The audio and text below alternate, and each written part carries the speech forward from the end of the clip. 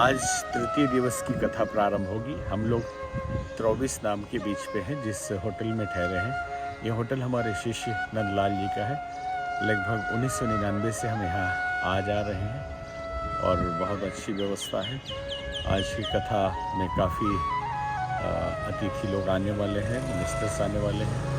भारतीय राजदूत मिशेल सिंगला आज सभी हमारे सहयोगियों और डेलीगेशन जो आया है उसका स्वागत करेंगे।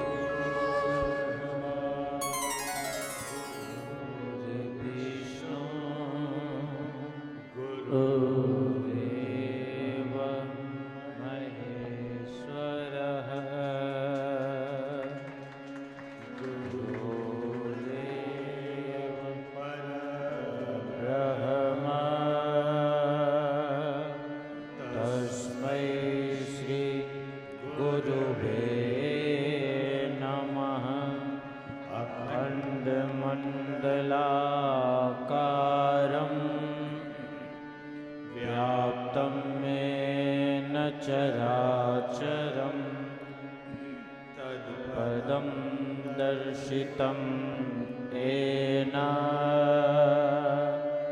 तस्मै श्री गुरुवे नमः। गुरुवर गुरुता दीजिए, हे पावन श्री राम। जन जन के सुख चैन हिता, कभी न लो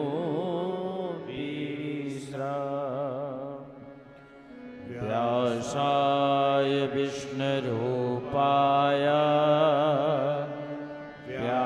व्यासरूपाय विष्णवे नमो वै ब्रह्मनिधये वासिष्ठाय नमो नमः। लोकाभिरामं रणरङ्गधीरं राजीवनेत्रं रघुवंशनाथं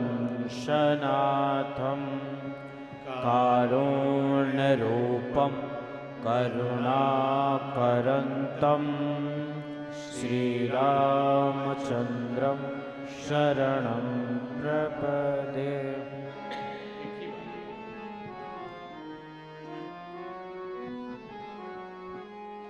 पुनि मन बचन करम रघुनायक,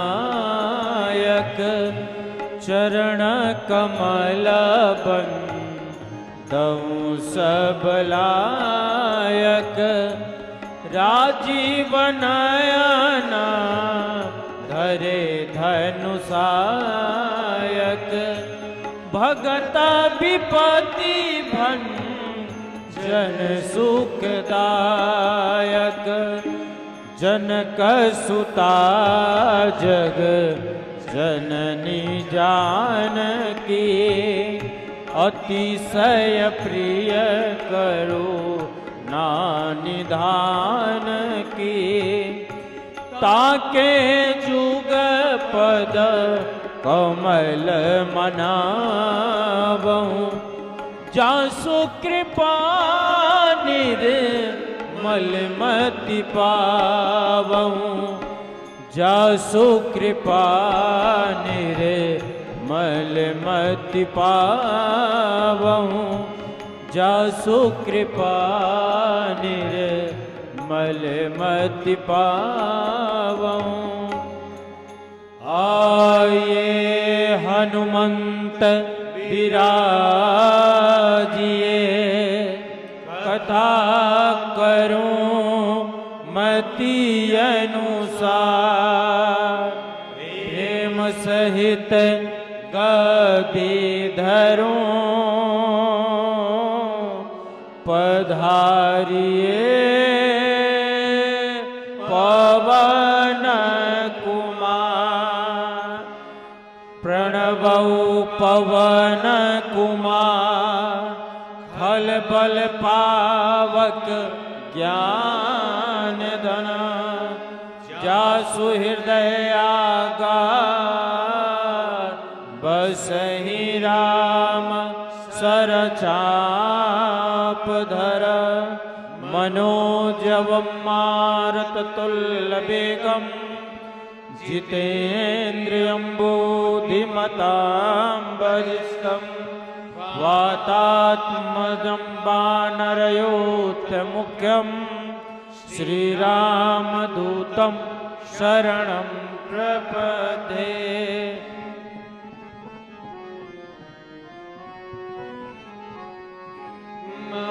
महावीर बिन वौ हनुमाना, राम जासु जैसे आपो बखाना। सादर शिवहि नाई अब माथा, वर्णव भी सादा राम गुण गाथा। मंगल भवन अमंगल हारी, द्रबहु सुदशरथ अजिर बिहारी।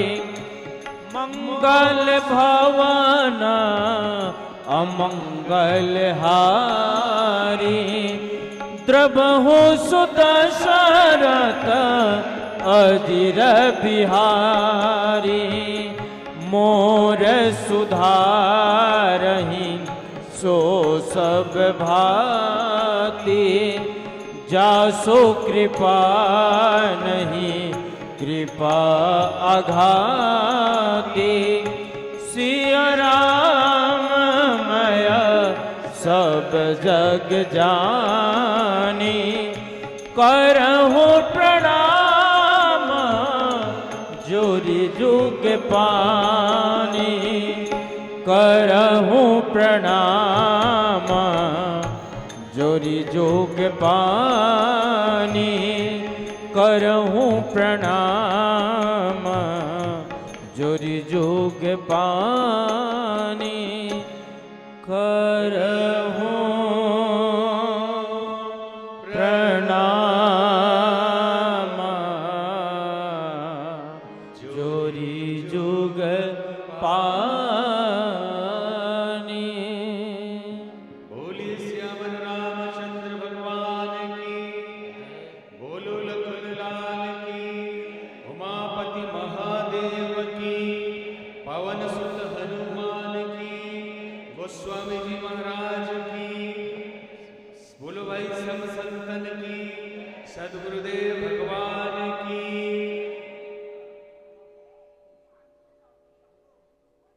आज की इस कथा में मॉरिशस की अफ्रीका महादेश की एक द्वीप पर आज की सभा की मुख्य अतिथि भारतीय राजदूत श्रीमती सिंगला जी और आत्मीय बंधु और भाई और बहनों,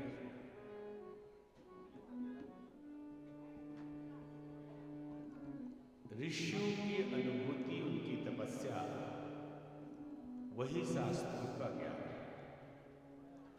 2 दिन से कथा आपको सुनाई जा रही है कि राम कथा साधारण रूप से एक राजपुत्र के जीवन की कथा नहीं है, एक ऐसे युग पुरुष और मर्यादा पुरुषोत्तम की लीला है। जब प्रभु इस धरती पे अवतार लेकर आते हैं। यूं तो ईश्वर सर्वव्यापी है, कण कण में व्याप्त है, परंतु जब उसकी चेतना कहीं उतरती है, चेतना जब हो तो ईश्वर अंश जीव अविनाशी, चेतन अमल सहज सुनासी। हर जीव आप हम सब ईश्वर के ही अंश हैं, लेकिन ये अंश जब बढ़ जाता है तो उसी को हम अवतार कहते हैं। और ईश्वर की सबसे सर्वोत्तम कलाकृति सृष्टि में है तो वो मनुष्य है। इसलिए कहा कि बड़े भाग्य मानुष तन पावा, सुर दुर्लभ सदग्रंथ लगा। सदग्रंथों ने मनुष्य जीवन को देवताओं के लिए भी दुर्लभ कहा है। और इतना ही नहीं, ये भी कहा कि साधन धाम मोक्ष कर द्वारा, साधन धाम और मोक्ष का द्वार ये शरीर है। तो मनुष्य जब बिगड़ने लगता है, प्रकृति के साथ खिलवाड़ करने लगता है, संस्कृति जीवन से हटकर उसकी पूरी आचरण की व्यवस्था विकृतिमय हो जाती है, तो ईश्वर को अवतार लेना पड़ता है। और अवतार लेकर क्या करते? कोई चमत्कार नहीं, कोई चमत्कार नहीं करते, बल्कि साधारण मनुष्य की तरह इस धरती पे जीते। गोस्वामी जी लिखते हैं, जगु जान सन्मुख जन्म कर्म प्रताप पुरुषार्थो महा, तेहि हेतु मैं वृष के तु सुत कर चरित संक्षेप ही यह उपासम हो विवाजे नारी कहि जगावहि, कल्याण काज विवाह मंगल सर्वदा सुख पावहि, सर्वदा सुख पावहि, सर्वदा सुख पावहि। गोस्वामी जी ने वर्णन किया, निरंजन अग्रवाल जी राणा जी हैं, इस्कॉन के चेयरमैन और पॉलिटिशियन भी हैं, बिजनेसमैन है। उस फुल फैमिली कहीं फंसी है, क्योंकि घूमना भी है दिन भर। यहां गोस्वामी जी लिखते हैं कि याज्ञवल्क्य ऋषि ने भरद्वाज जी को कहा, यह कथा 3 जगह चल रही है। प्रयागराज में याज्ञवल्क्य ऋषि भरद्वाज ऋषि को कथा सुना रहे हैं। ये बात कौन बोल रहा है? ये बात कैसे डिस्टर्ब हुआ? काग भुसुंडी जी गरुड़ जी को सुना रहे हैं। इसका कम करो, इधर बढ़ गया।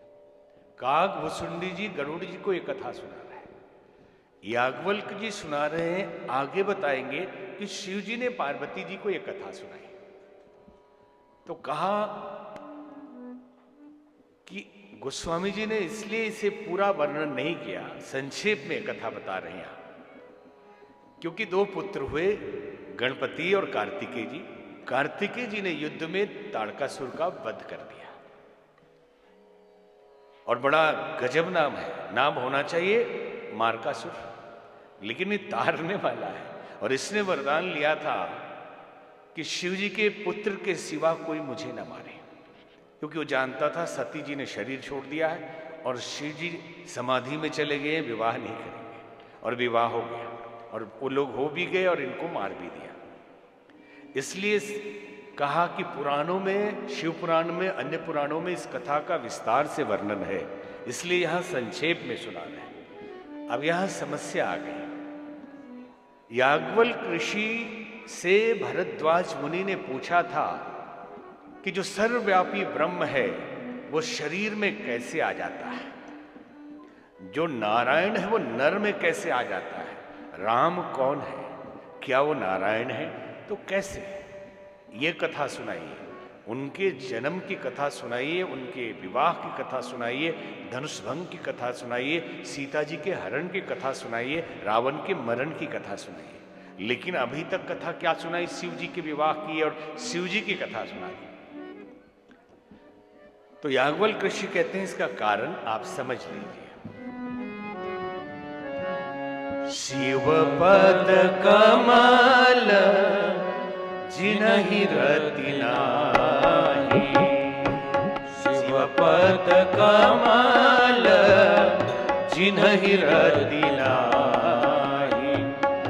राम ही ते सब नेहु न सुहाई। राम ही ते सब नेहु न सुहाई। बिनु छल विश्व नाथ पगने बिनु छल विश्व नाथ पगने राम भगत कर लक्षण शिव मम को रघुपति व्रत धारी। बिनु अगत जी सती असनारी। बिनु अगत जी सती असनारी। पनु करि रघुपति भगति दिखाई। ओ शिव समरा महि प्रिय भाई। याज्ञवल्क्य ऋषि कहते हैं भरद्वाज, शिवपद कमल जिनहि रति नाही। शिव जी के चरणों में जिनकी रति नहीं है, प्रीत नहीं, लगाव नहीं, प्रेम नहीं, समर्पण नहीं, भक्ति नहीं, राम जी सपने में भी उनकी भक्ति स्वीकार नहीं करते। और शिव जी से बड़ा राम भक्त कौन है और राम जी से बड़ा शिव भक्त कौन है, ये बात बताई। और इस घटना से समझ में आता है कि यूं तो ईश्वर एक है, एको देवा सद्विप्रा बहुधा वदन्ति। एक ही परमात्मा को ज्ञानी लोग अलग अलग कहते हैं। पहले भी हमने संकेत किया कि देवता 33 कोटि क्यों है, इसमें भी बड़ा भ्रम आजकल चलता है। ये कल बताया गया, ईश्वर एक है लेकिन वो एक व्यक्ति नहीं है, शक्ति है, ऊर्जा है, कण कण में व्याप्त है। और जाके हृदय भगति जस प्रीति प्रभुतः प्रकट सदा तेहि रीति। जिसके हृदय में जैसा भाव, जैसी भक्ति, जैसी परिकल्पना, उस रूप में वही निराकार ब्रह्म प्रकट होता है। तो यहां हमें ये लगता है ब्रह्मा विष्णु महेश। ब्रह्मा विष्णु महेश कौन है? लड़ते हैं लोग कि ब्रह्मा बड़े या विष्णु बड़े या शिव जी बड़े। तो कथाएं भी आ गई कि शिव पुराण में शिव जी बड़े होंगे, विष्णु पुराण में विष्णु जी बड़े होंगे, अलग अलग मान्यताएं होंगी। लेकिन इसे ठीक से साइंटिफिकली समझिए। The process of creation is Brahma, not creation और creator, process. And process of preservation is Vishnu. And process of destruction is Shiva. And ये तीनों अलग नहीं है, ये प्रोसेस का पार्ट है। हमारे भारतीय संस्कृति के ऋषि वैज्ञानिक थे। पश्चिम का विज्ञान आज जागा है और उन्हीं चीजों को खोज रहा है, ढूंढ रहा है जो हमारे ऋषियों ने सदियों पहले बताया। शब्द अलग है। हमने कहा तत्व। अगर तत्व का ज्ञान आपको हो गया तो सृष्टि का ज्ञान हो गया। इसलिए जो मेटाफिजिक्स पढ़ते हैं उसको, मेटाफिजिक्स को हिंदी में तत्व ज्ञान कहा जाता है। तो तत्व क्या है? एलिमेंट्स, एटम, इलेक्ट्रॉन, प्रोटॉन और न्यूट्रॉन, यही तो तत्व है, आखिरी तत्व। और 3 तत्वों से सृष्टि बनी है, ये हमारे ऋषि कह रहे हैं। और आज विज्ञान कह रहा है कि एटम 3 तत्वों से बनता है। इन तीनों से ही बनता है, इसके बाहर दुनिया नहीं है। तो ये 3 क्या है? सत, रज और तम। पूरी सृष्टि का बैलेंस सत, रज, तम। एक ने हमसे कहा कि जब दुनिया को अच्छा ही बनाना था भगवान को, तो बुराई क्यों बनाई, शैतान क्यों बनाए, ये राक्षस क्यों बनाए कि शैतान को हटाइए, बुराई हटाइए, जिंदगी अच्छी करिए। बेकार कर दिया। बैलेंस नहीं होगा। अगर ग्रेविटेशन का फोर्स नहीं होगा तो हम धरती पे टिकेंगे नहीं। गुरुत्वाकर्षण नहीं होगा तो चल नहीं पाएंगे, उड़ जाएंगे। जंप एक बार किए तो लौटेंगे नहीं, जहां गए तो गए।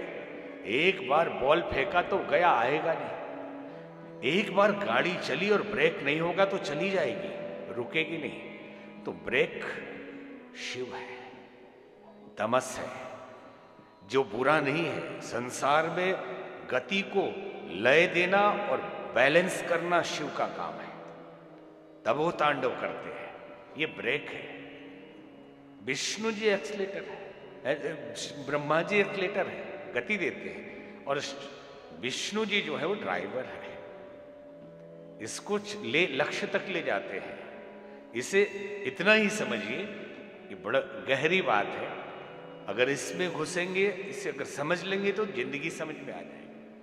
तो ईश्वर एक है, लेकिन गोस्वामी तुलसीदास जी ने विचार किया होगा कि शिव और वैष्णव आपस में लड़ रहे हैं, तो क्यों ना दोनों देवताओं को एक दूसरे का भक्त बना दे।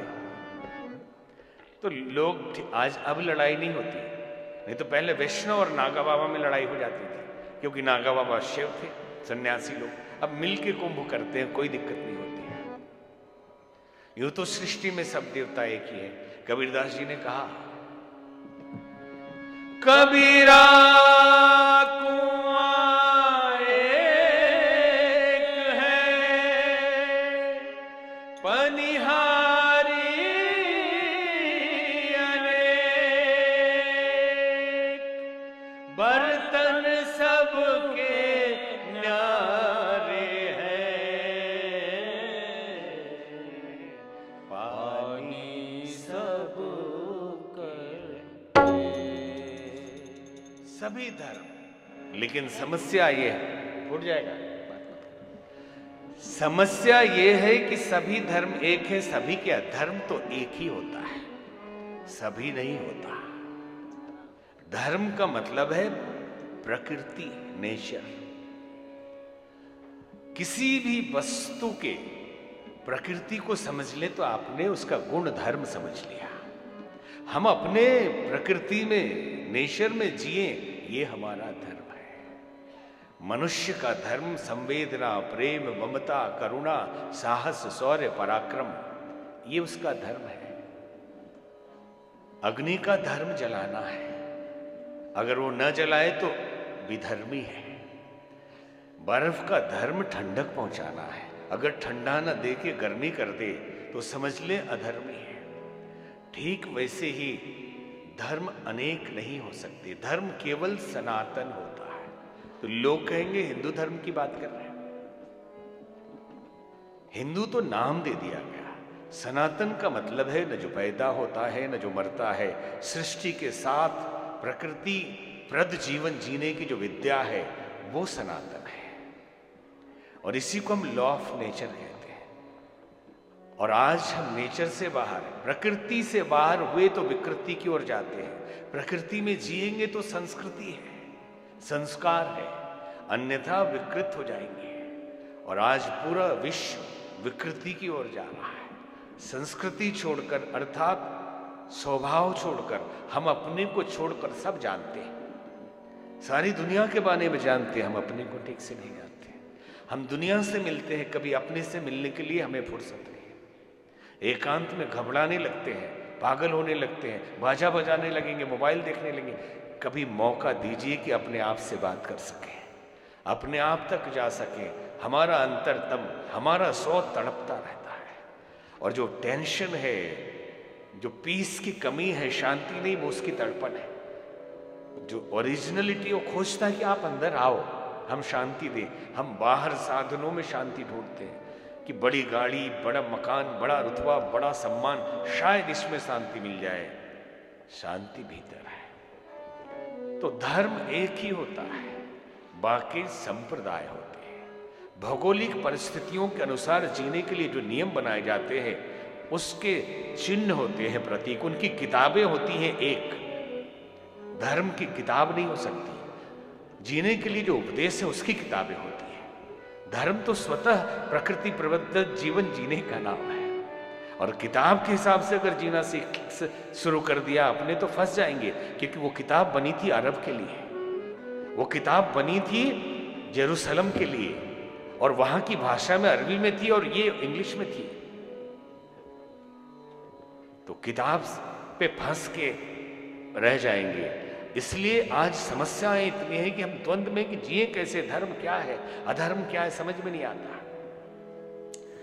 ऐसी थिंकिंग, ऐसा थॉट, ऐसी विचारधारा जो आपको अपने आप से जोड़े और लक्ष्य तक पहुंचाए, पॉजिटिव करे आपको, वो धर्म है। और जो आपको नेगेटिव करे वो सब अधर्म है, वो सब पाप है। और जो आपको सहज सरल रूप से लक्ष्य की ओर ले जाए वो सब पुण्य है। पाप पुण्य और कुछ नहीं, गलती हो गई। Morality is another thing. Morality भी संप्रदाय है। हम संप्रदाय के ही से मोरल नियम बनाते हैं। किसी संप्रदाय में बहन से शादी करना उचित है, और हमारे धर्म में महापाप है। किसी संप्रदाय में चर्च में जूता पहन के जाना पाप नहीं है।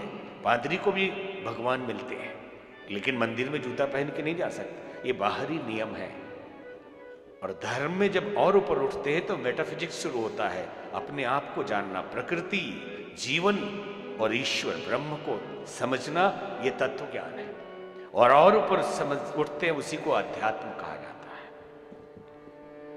तो यहां समझाते हैं याज्ञवल्क्य ऋषि भरद्वाज जी को, प्रथम ही मैं कही शिव चरित, बूझा मरम तुम्हार, सुचि सेवक तुम राम के,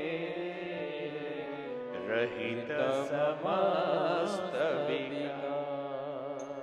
राम जी की कथा आपने पूछा, शिव जी की इसलिए सुनाई कि अब समझ में आ गया कि आप सच्चे राम भक्त हैं। अब आपको राम जी की कथा सुनाऊंगा।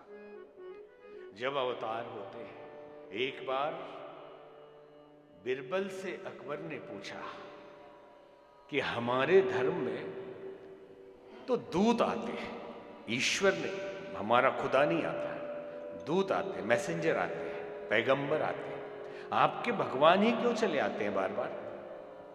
तो उन्होंने कहा इसका उत्तर मैं समय आने पे दूंगा। गर्मी का मौसम था, यमुना जी में अच्छी ठंडी थी। उन्होंने कहा कि नौका विहार करने चले।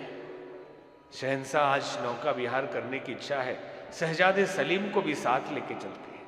और मोम का, वैक्स का एक पुतला सलीम का बनवा लिया, जैसे मैडम तुषार म्यूजियम में है, मोदी जी का भी पुतला है।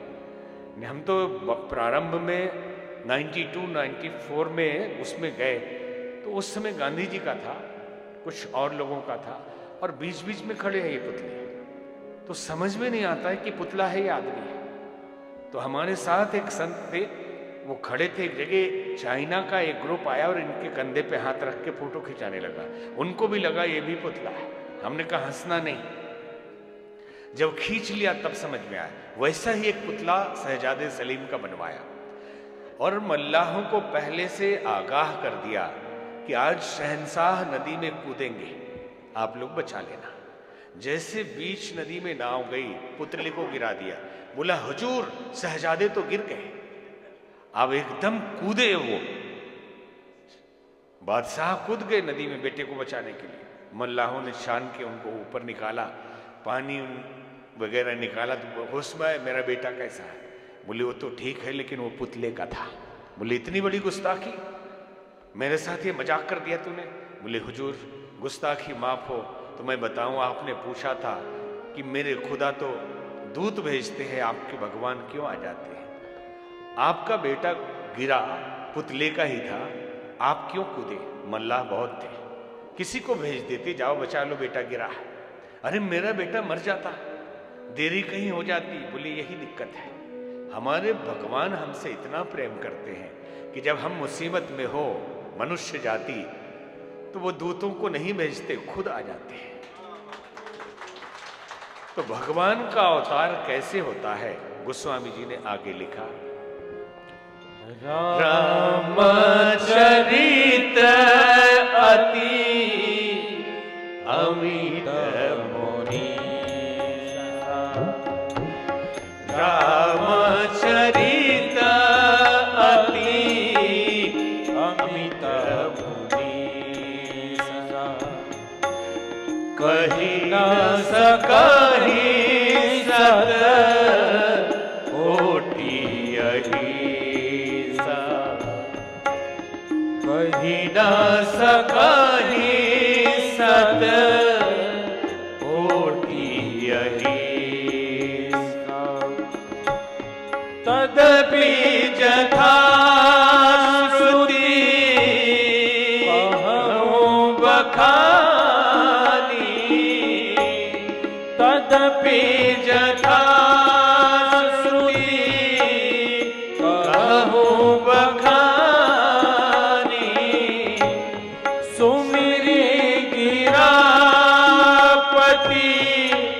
प्रभु धनु पानी, सुमिरि गिरापति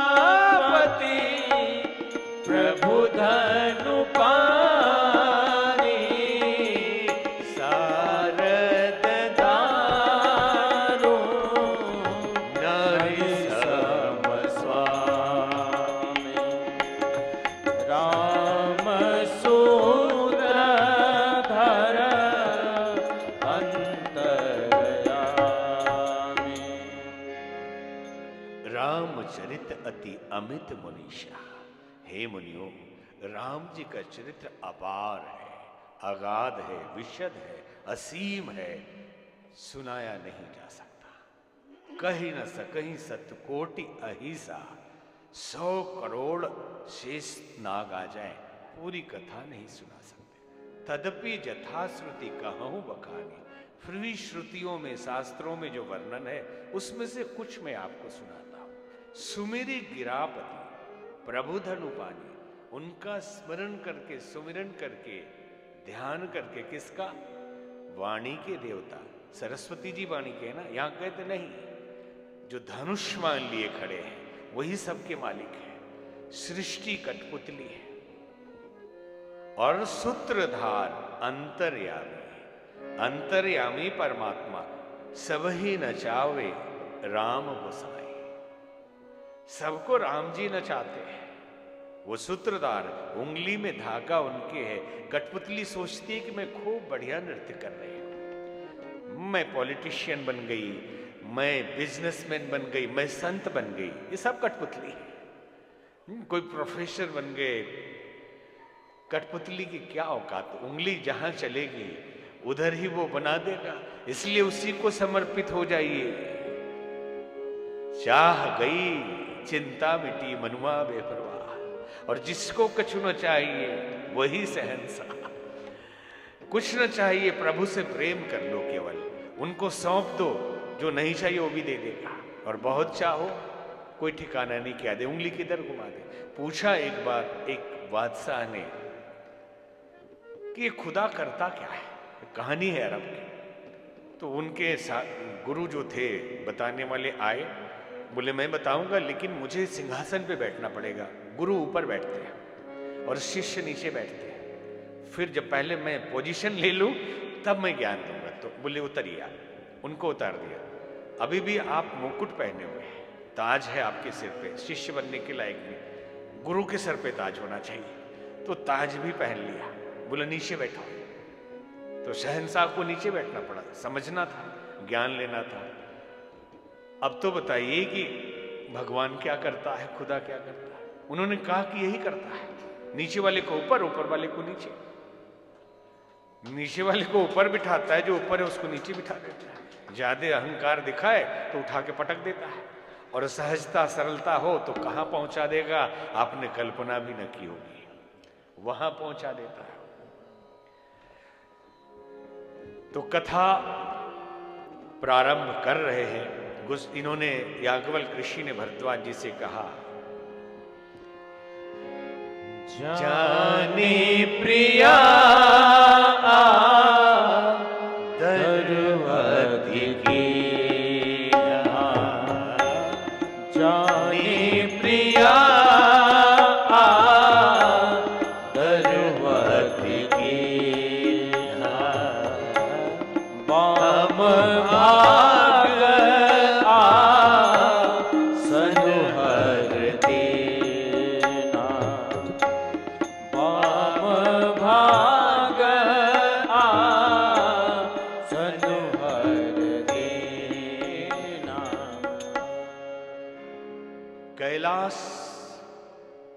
भोलेनाथ महादेव विराजमान है।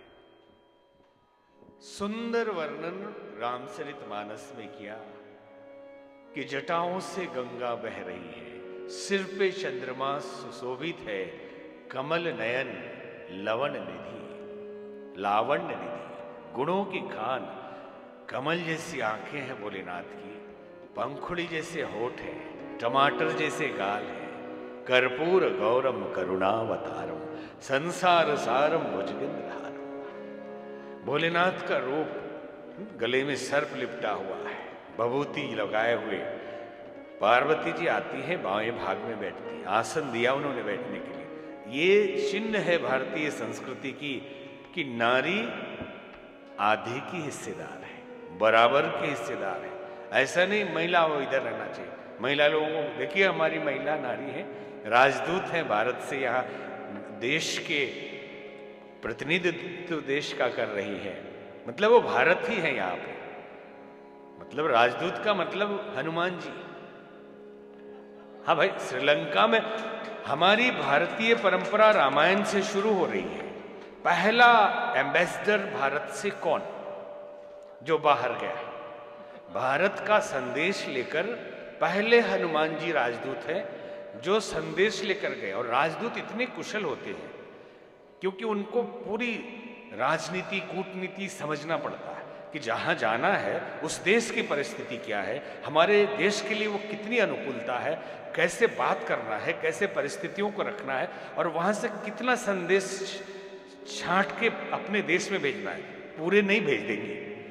तो हनुमान जी जब वहां गए तो उन्होंने पहले जांचा, पूरे मन घर घर एक एक झांक झांक के देखा, बिना किसी को बताया। पूरी लंका सो रही है, चुपचाप एक एक खिड़की से झांक के क्या खाते हैं लोग, इनकी परिस्थिति क्या है, इनका बिजनेस क्या है, इनका सिस्टम क्या है, इनका रिलेशन क्या है, इनका कल्चर क्या है, ये सब देखा। वो राजदूत थे। फिर एक घर मिला उनको विभीषण का, बोले हाँ ये अपने देश के काम आने वाला, बाद में इसको ले जाके मिलवाएंगे अपने पीएम से, फिर इसी को पीएम बनवाएंगे इधर। राम जी से विभीषण को मिलवाना सब हनुमान जी का काम था।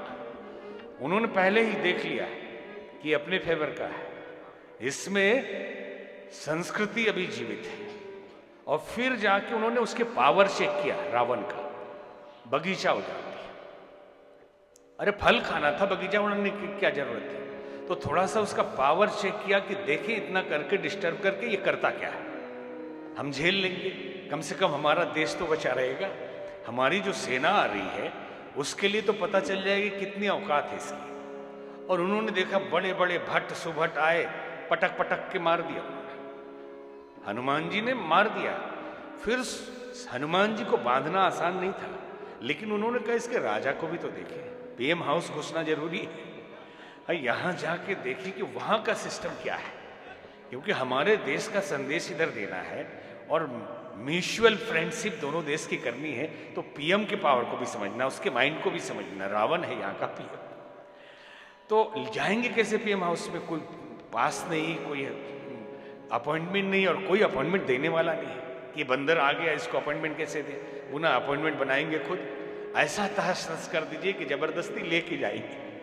लेके गए और उन्होंने वहीं देख लिया पावर, और बाद में बोले कि अब सब देख लिया, अब इनके पूरे सेना की शक्ति देखते। बोले कैसे, अब ये पूंछ में आग लगाएंगे, और पूंछ में आग लगाएंगे तो इनकी आधी तो ताकत हम खत्म करके जाएंगे, इनकी लंका ही सोने की जला देंगे, आधा पावर सीज करेंगे तब अटैक होगा, अकेले ही हमारे पास है इतना पावर।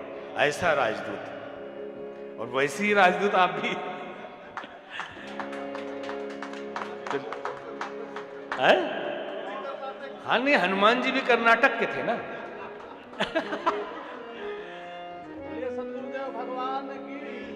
तो ये परंपरा सांस्कृतिक पहले राजदूत पवन पुत्र हनुमान जी जो संदेश दिया वहां, और पूरा नक्शा वहां का लेके आए कि किधर से सेना घुसेगी और कैसे किलाबंदी करेगी और कैसे अटैक करना है, ये देखा। तो यहां पे याज्ञवल्क्य ऋषि भरद्वाज जी को बता रहे हैं कि भोलेनाथ बैठे हैं और पार्वती जी आई, या चर्चा नारी की हो रही थी, भारतीय संस्कृति में तो नारी हमेशा से जननी, देवी और शक्ति रही है। हम शक्ति के पुजारी हैं। और आज समाज में कई परंपराएं, कई संप्रदायों में नारी को बहुत पीछे रखा। लोग कहते हैं कि हम विमेन एम्पावरमेंट कर रहे हैं। अरे भारत हमेशा से वो रहा है, करने की जरूरत नहीं है। लोग आज कहते हैं, उस समय वो तलवार लेके रानी दुर्गावती और झांसी की रानी लड़ी। उस जमाने में जहां आप कहते हैं बैकवर्ड थे, सती हो जाते थे, वो तो बहुत बाद की कुछ घटनाएं हैं। लेकिन उसके पहले कैकेयी जी लड़ाई लड़ी दशरथ जी के साथ जाके युद्ध भूमि में, तो क्या वो बुड़के में थी या घूंघट में थी? युद्ध भूमि में योद्धा की तरह लड़ी थी। मदालसा ने बच्चों को ज्ञान दिया तो ज्ञानी थी वेद की। और वो कहती है शुद्धोसी बुद्धोसी निरंजनोसी संसार माया परिवर्तितोसी। एक बेटे को राजा बनाया, सबको साधु बना दिया, सन्यासी। ये हमारी नारी। वो जो भारती, उभय भारती, शंकराचार्य और मंडन मिश्र के शास्त्रार्थ के जज रहे। तो बिठाया वाम भाग में पार्वती जी को। पार्वती जी ने कहा, हे महादेव, मैं बहुत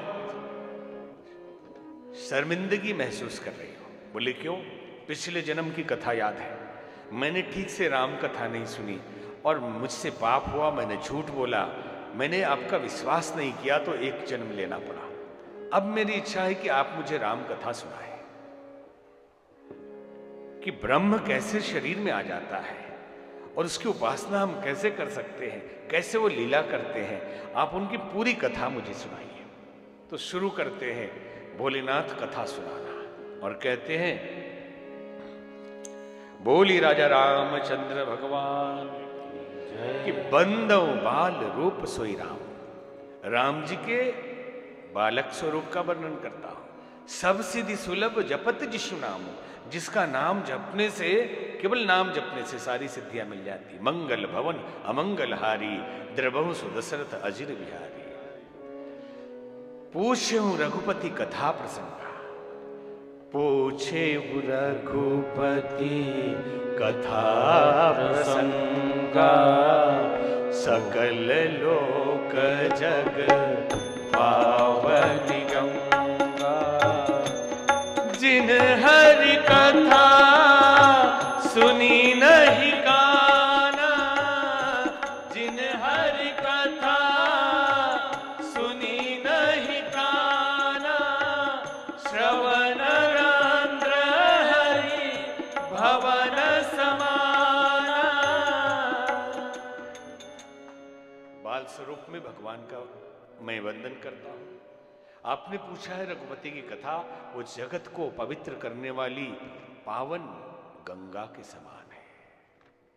और जिसने भगवान की कथा न सुनी उसका कान नहीं, सांप के बिल की तरह है। और ये भी कहा कि नयन संत दर्श नहीं देखा, आंखों से संतों के दर्शन नहीं किए, क्योंकि संत जीवंत संस्कृति होते हैं। संत कोई शास्त्र पढ़ के साधु नहीं बनता, साधु पढ़ के शास्त्र लिखे जाते हैं, क्योंकि वो आचरण है। आप जो सीखेंगे प्रैक्टिस करना बड़ा मुश्किल है, अंदर से आता है। और वो साधु के जीवन से आप ग्रंथ लिख देते हैं। तो जिन्होंने संतों के दर्शन नहीं किए आंखों से, और नैने संत दर्श नहीं देखा, लोचन मोर पंख कर लेखा। उनकी आंखें सच्ची आंखें नहीं, मोर के पंख में आंखें बनी होती वैसी है। और ये भी कहा कि वो सिर कड़वी तुमड़ी की तरह है, जो संतों के चरण में, गुरुओं के चरण में नहीं झुकता है। कड़वी है, उपयोग में नहीं आता, वो तुमड़ी खाया ही नहीं जाता।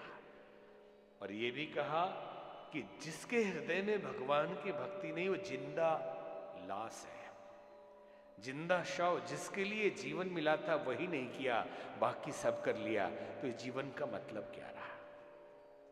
भेजा गया दिल्ली से बंबई एक डेलीगेशन को ऑफिसर बना के, गए और जाके भूल गए, बंगला मिल गया, गाड़ी, किसके लिए आए थे पता याद ही नहीं। फिर वहां से खबर आती है, घंटी बजती है, पहली घंटी घुटने में दर्द शुरू होगा, उम्र बढ़ने लगी, दूसरे घंटी कान से कम सुनाई पड़ेगा, तीसरी घंटी आंख से कम दिखाई पड़ेगा, चौथी घंटी स्मृति चली जाएगी और आखिरी घंटी वहां से बुला लिया जाएगा दिल्ली से कि आप जिस काम के लिए गए थे कर नहीं रहे, वापस आइए। तो जब काम ही न किया तो शव के समान है और कहा मुकुर मलिन अरु नयन विहीना, मुकुर मलिन अरु नयन विहीना, राम रूप देखहि किमि दीना, राम रूप देखहि किमि दीना। ये अध्यात्म का सारा अच्छा प्रसंग आया है। मुकुर मलिन अरु नयन विहीना, राम रूप देखहि किमि दीना। मुकुर का अर्थ होता आईना, दर्पण, शीशा, मिरर, जिसमें चेहरा देखते हैं, वो मुकुर है। और आंखों से आदमी अंधा है, नयन विहीन है, आंखें नहीं है। केवल आंखों से अंधा हो और दर्पण भी साफ हो तो क्या अपने चेहरे को देख पाएगा? नहीं देख पाएगा। और आंखें भी हो और दर्पण गंदा हो तब भी चेहरे को नहीं देख पाएगा। किसी ने लिखा कि चेहरा गंदा था, हम दर्पण साफ करते रह गए। चेहरा ही गंदा था, हम सोचते थे आईना गंदा है। तो मुकुर भी मलिन है, चित्त का दर्पण, हृदय का दर्पण अपवित्र है। संसार की वासना, तृष्णा, अहंता, न जाने कितनी उलझनों को हमने भर लिया है और इतनी खचड़ी अंदर बज रही है कि रात को सोते समय नींद की गोली खानी पड़ जाती है। वो खाली जैसे मिला वो बजना शुरू हो जाता है इधर उधर। तो मुकुर मलिन है और ज्ञान की आंखें नहीं है, तो अभाव में ज्ञान की आंखों के हम अंधे हैं। गुरु का अर्थ क्या होता है? आंख का डॉक्टर, जो आंख का इलाज करके रोशनी दे दे, जो पथ दिखाई पड़ सके और मार्गदर्शन करे कि जाना वहां है। और एकदम आंख ठीक ना हो सके तो पकड़ के भी ले जाता है। लेकिन आंख वाला गुरु होना चाहिए। अंधे अंधों को दिशा दिखा रहे हैं, ये भी एक बड़ी समस्या है। मुकुर मलिन और नयन विहीना। एक जगह 3 आदमी आपस में बातें कर रहे थे। एक बोल रहा था कि इस कमरे का दरवाजा तो ऐसा धक्का मारूंगा कि एक झटके में खुल जाएगा। दूसरा बोला मैं तो इशारे से घंटी बजा दूंगा, कोई आके खोल देगा। एक ने कहा घंटी बजाने की जरूरत क्या, मैं आवाज लगाऊंगा। तो एक संत उधर से गुजर रहे थे। संत ने कहा भाई आप लोग तीनों अंधे हो क्या? बोले आपको कैसे पता चला? हम तो चश्मा पहने हुए। आपकी जिस दरवाजे को खोलने की बात कर रहे हो वो दरवाजा खुला हुआ है। हम खुले ईश्वर का दरवाजा कभी बंद नहीं होता। रविन्द्रनाथ टैगोर ने गीतांजलि में लिखा है कि ईश्वर का दरवाजा मुझे मालूम है, मैं सभी दरवाजे जानता हूं, खुला दरवाजा भी मुझे मालूम है। डर से अंदर नहीं जाता कि अभी तक तो ढूंढने में समय खर्च कर रहा हूं, अगर अंदर देख लिया दरवाजा, बता दिया कि अब घुसना है तो करूंगा क्या? कोई काम नहीं है तो मैं ढूंढता रहता हूं, मालूम है कि वही है खुला वाला। तो ईश्वर का दरवाजा हमेशा खुला रहता है। हम ही अंधे हैं जो खुले दरवाजे के पास जाकर भी खोलने के उपाय ढूंढते हैं। ये पूजा, ये पाठ, ये तरीका, वो ये सब इनका भी अपना महत्व है। लेकिन केवल समर्पण, केवल भक्ति, दरवाजे में घुस जाइए, ये समर्पण है। अपने को छोड़ दीजिए, उसमें गिर ही जाओ दरवाजे के अंदर। अगर सटा हुआ भी होगा तो खुल जाएगा ऐसे, क्योंकि उसमें ताला नहीं लगा है। तो मुकुर मलिन और नयन विहीना, राम रूप देखहि किमि दीना। भगवान शिव समझाते हैं कि सगुन अगुन ही नहीं कछु भेदा, गावहि मुनि पुराण बुध वेदा। साकार निराकार में कोई भेद नहीं। अब तो सब लोग समझते, उस समय लड़ते होंगे इसलिए ये सब लिखा। साकार का मतलब है बर्फ, ओला, जो बरसात में पत्थर बरसता है, बर्फ का वो साकार है। और जो भाप बन के उड़ जाता है वो निराकार है। सारा खेल टेम्परेचर का है। टेम्परेचर घट जाए तो वही साकार। दर्द हो, दिल में तकलीफ हो, पीड़ा हो तो भगवान को साकार होना पड़ता है। और जब उष्मा आ जाए, आनंद में आप जी रहे हो भक्त लोग, तो निराकार हो जाता है। वो बादल बन के, भाप बन के उड़ जाता है। बस इतना ही फर्क है। ऊर्जा का रूपांतरण होता है, नष्ट नहीं होता। बोलिए राजा रामचंद्र भगवान की। और कैसा है? बिनु पद चलई सुनई बिनु काना, कर्म निकर्म करई विधुनाना। बिना पैर क्यों चलता है और बिना हाथ के काम करता? तो कई संत समझाते हैं बिनु पद चलई, विदाउट एनी पोस्ट। भगवान कोई पोस्ट नहीं लेता, ठीक है? जो पोस्ट लेंगे वो एक्स हो सकते हैं, इसलिए साधु कभी एक्स नहीं होते हैं। एक्स कबीरदास, एक बुद्ध, एक एक्स महावीर नहीं होते, इसलिए वो पोस्ट नहीं लेते हैं। और दूसरा बोला कर बिनु कर्म, विदाउट एनी टैक्स। कर मतलब टैक्स और कर मतलब हाथ। और बिना हाथ का काम करता है, बिना पैर का चलता है, और बिना वाणी के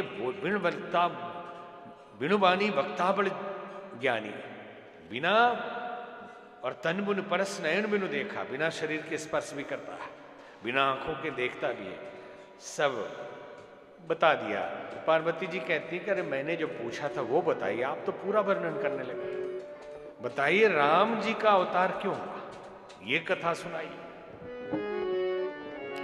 प्रथम ही मैं पूछा सोई कहूं, जो मोह पर प्रसन्न प्रभु राम ब्रह्म चिन्मय अविनाशी,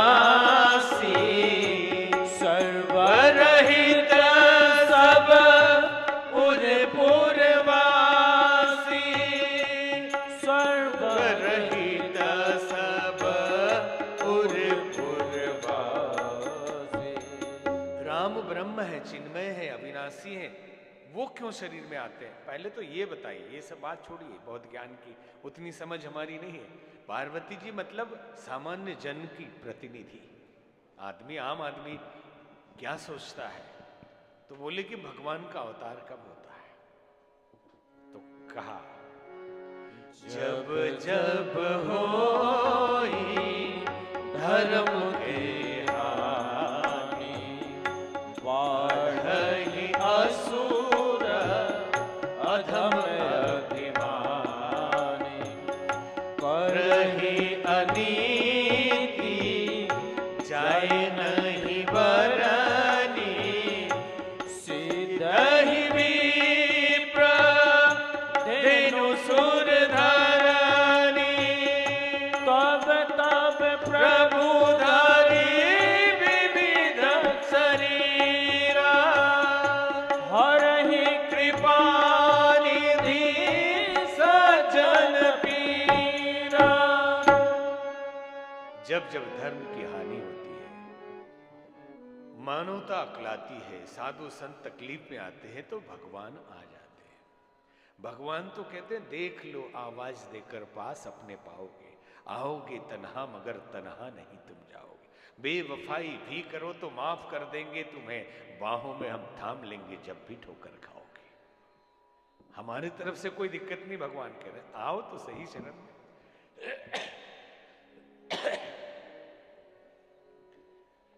जब जब धर्म की हानि होती है तो ईश्वर को आना पड़ता है। इसलिए गीता में भगवान कृष्ण ने कहा यदा यदा हि धर्मस्य ग्लानिर्भवति भारत, अवित्थानम धर्मस्य तदात्मानं सृजाम्यहम्, परित्राणाय साधूनां विनाशाय च दुष्कृतां, धर्म संस्थापनार्थाय संभवामि युगे युगे। जब जब डगमग हुई धर्म की नाव भंवर के ज्वारों में, विविध रूप में तब भगवान तो प्रकट हुए अवतारों में। जब जब डगमग हुई धर्म की नाव भंवर के ज्वारों में, विविध रूप में तब भगवान तो प्रकट हुए अवतारों में। रघुनायक बने अत्याचारी रावण यहाँ पछाड़ा था, रघुनायक बने अत्याचारी रावण यहाँ पछाड़ा था। ईश्वर निष्ठा के अभाव में संत का मारा था, ईश्वर निष्ठा के अभाव में दंभ कंस का मारा था, शाश्वत यही कहानी प्रभु ने हर युग में दोहराई है। देव शक्तियों ने मिलजुल कर दुर्गा शक्ति जगाई है। देव शक्तियों ने मिलजुल कर दुर्गा शक्ति जगाई है। दुर्गा शक्ति जगाई है। दुर्गा शक्ति जगाई है। जब जब धर्म की हानि होती है तो भगवान आते हैं। जितने लोग मिले उन्होंने यही कहा कि आज का समय खराब चल रहा है। पहले का जमाना बहुत अच्छा था, लेकिन हमने अध्ययन किया कि आज से 30 साल पहले वाले भी यही कहते थे कि आज का समय बहुत खराब चल रहा है, पहले का जमाना बहुत अच्छा था। अब उनसे पूछा गया जो और बुजुर्गों से, तो बोले हमारे समय में भी लोग यही कहते थे कि आज का समय खराब चल रहा है, पहले का जमाना बड़ा अच्छा था। तो हमने शास्त्रों में ढूंढा, वहां भी लोग कहते थे, द्वापर में भी लोग कहते थे कि आज का जमाना खराब है, पहले का जमाना अच्छा था। तभी तो यदा यदा ही धर्मस्य द्वापर की बात है, भगवान कृष्ण को आना पड़ा। धर्म की हानि हो चुकी थी। और तभी तो त्रेता में भी कहते हैं कि आज का जमाना खराब है, पहले का जमाना अच्छा था। जब जब हुई धर्म की हानि, मतलब धर्म की हानि हो चुकी थी। फिर क्यों परेशान है कि आज का समय खराब है? कभी भी समय न अच्छा होता है न खराब होता है, वो हमारे दृष्टि का खेल होता है। दृष्टि से सृष्टि होती है। नजरें बदली तो नजारे बदल गए, किस्ती ने मोड़ा रुख तो किनारे बदल गए। तो कभी अच्छा बुरा नहीं, हमारे लिए अगर हम अच्छे हैं तो आप भला तो जगत भला है, बुरा न दिखे कोई बुरा नहीं। परिस्थितियां हमेशा सत्र और रजतम के साथ परिस्थितियां बदलती हैं। और अब कहते हैं आज बीच में 2-4 साल पहले ऐसा माहौल बना कि आज अच्छे संत नहीं मिलते। ये एक पूरा टूल किट था संतों को बदनाम करने के लिए। हमसे प्रेस में बार बार यही क्वेश्चन करें। हमने कहा कि कब मिलते थे जरा ये बताओ, और आज कहां गड़बड़ है ये बताओ। आप कहते हैं कि सन्यासी अच्छे नहीं है, गृहस्थी संत ही रहो तो अच्छा है। हमने कहा संत रहो तो अच्छा है, असंत बनो तो गड़बड़ है। गृहस्थी रहो या सन्यासी रहो। और ये जितने रिकॉर्ड लेके आप घूम रहे हैं सब गृहस्थी है, सन्यासी एक भी नहीं है जितने बाबा आप दिखा रहे हैं। और उसमें से कितने अच्छे भी हैं जिनको बदनाम किया गया है। तो बोले आजकल हो गया, पहले नहीं था। हम के रावण किसके बेस में आया था सीता जी का हरण करने? रावण राक्षस आया था साधु बन के। कालनेमी हनुमान जी को ठगने किसके बेस में आया था? साधु बन के। और इंद्र किसके बेस में आया था अहिल्या जी के पास? साधु बन के। तो ये सदियों से होता रहा। ठग लोग साधु वेश का दुरुपयोग करते हैं और सच्चे साधु बदनाम होते हैं। बोली राजा रामचंद्र भगवान की जय। तो परिस्थिति आज भी खराब नहीं है। हम झूठ मूठ का इस तरह की मानसिकता बनाकर जीते कि आज समय खराब हो गया, परिस्थिति ठीक, सब ठीक है। और अगर गड़बड़ लगता है तो ठीक करिए। आप अपने मनस्थिति को बदलिए। समस्त परिस्थितियों को यदि हम नहीं बदल सकते तो अपने को तो बदल सकते हैं। बोली राजा रामचंद्र भगवान की। तो भगवान भोलेनाथ कथा सुनाते हैं और ये कहते हैं कि अवतार लेने के पीछे बिना कारण के अवतार कभी नहीं होता, कुछ कारण बनाना पड़ता है। तो भगवान खुद बनाते हैं। तो कहा द्वारपाल हरि के प्रिय दो। पहली कुछ आपको घटनाएं बता दूं, ऐसा कहते हैं भोलेनाथ पार्वती जी से कि 2 द्वारपाल थे, जय और विजय। एक बार संकादिक मुनि बच्चे जैसे दिखते थे और हमेशा नागा बाबा होते थे। बैकुंठ के दरवाजे पे गए नारायण के पास। द्वारपालों ने कहा बच्चे कहां से आ गए, भागो भागो यहां से। बोले हम लोग ऋषि हैं। बोले नहीं, बच्चों का प्रवेश और बिना कपड़े वाले का प्रवेश नहीं। उन्होंने श्राप दे दिया कि संतों का अपमान, कभी भी साधु को सम्मान दे सके न दे सके तो मत देना, लेकिन अपमानित कभी मत करना। किस वेश में कौन है कोई पता नहीं। हमारे गुरुदेव कहते थे कुंभ के मेले में अगर फटा पुराना भी कोई साधु दिखे तो अपमानित मत होने देना। हिमालय से कौन ऋषि आया है, कोई ठिकाना नहीं। आप ऑटोबायोग्राफी ऑफ योगी में देखेंगे, महाअवतार बाबा वो भी फटे पुराने साधु के वेश में घूम रहे हैं।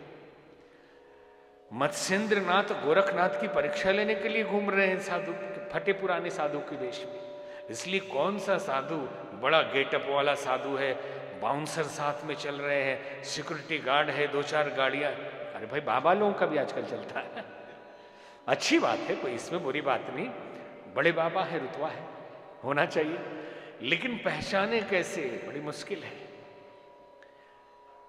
साधु के लिए कहा जाता है, ठाकुर रामकृष्ण परमहंस कहते थे कि साधु का लक्षण है बाल स्वभाव, बच्चे जैसा स्वभाव।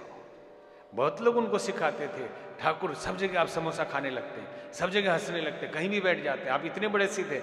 बोले तुम सिखाओगे, जिसके कारण हम संत है वही छोड़ दे तो फिर संत कहां रहेंगे। Like child behaviour, not childish behaviour.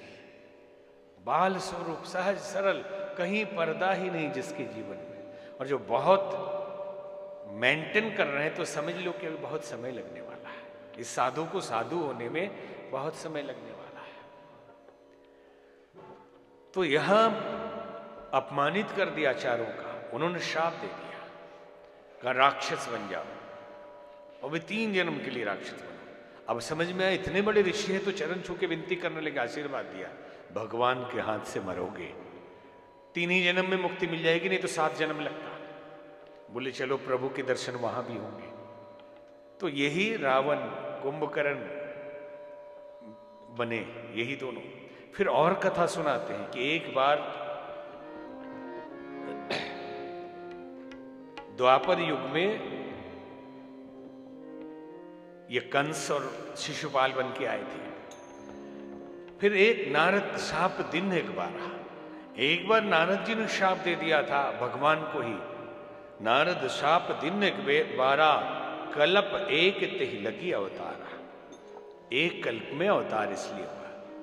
तो पार्वती जी पूछती हैं कि नारद जी मेरे गुरुदेव हैं और गुरु से गलती नहीं हो सकती, भगवान से गलती हो सकती है। कारण कवन श्राप मुनि दीना, का अपराध रमापति कीना। कारण कवन यह प्रसंग मोहि कहूँ पुरारी। मुनि मन मोह अचरज भारी। कारण कवन। एकदम बेचैन हो गई कि गुरुदेव ने शाप दे दिया भगवान को। भगवान से ने ऐसी क्या गलती कर दी, गुरुजी से गलती नहीं हुई। बोले कारण कौन शाप मुनि दीना, का अपराध रमापति की ना। लक्ष्मीपति ने ऐसी कौन सी गलती कर दी जी गुरुदेव हमारे नाराज हो गए और श्राप दे दिया। ये थोड़ा ठीक से सुनाइए, ये तो बड़ा रोचक प्रसंग है। पार्वती जी उत्सुकता बस भोलेनाथ से कहती हैं और सुनाते हैं कि एक बार नारद मुनि जा रहे थे और नारद मुनि को शाप लगा हुआ था कि एक घड़ी से ज्यादा वो रुक नहीं सकते। लेकिन भगवान के सुमिरन में वो ताकत है, भगवान के स्मरण में भक्ति में वो शक्ति है कि सारे सांप, सारे ग्रह नक्षत्र, शनि का लगा हुआ है तो मंगल इधर देख रहा है, जो भी देख रहा, जानकी नाथ सहाय तो कौन बिगाड़ न करे नर तेरो। सारे ग्रह नक्षत्र आपके बस में। तो नारद मुनि ने सुमिरन शुरू किया।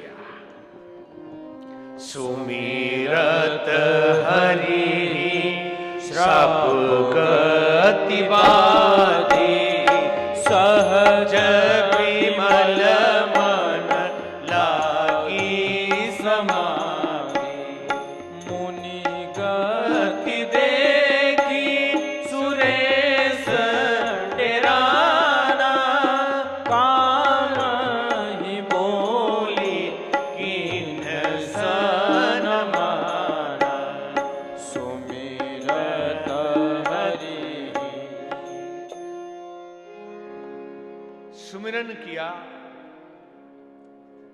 और सुमिरन से सांप की गति समाप्त होती है। मुनि की ये अवस्था देखकर, ये स्थिति देखकर, ये गति देखकर इंद्र डर गया।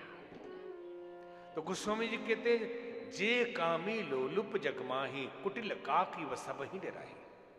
जो बहुत अति लालची होगा वो सबसे डरता रहेगा, कहीं हमारे अहित।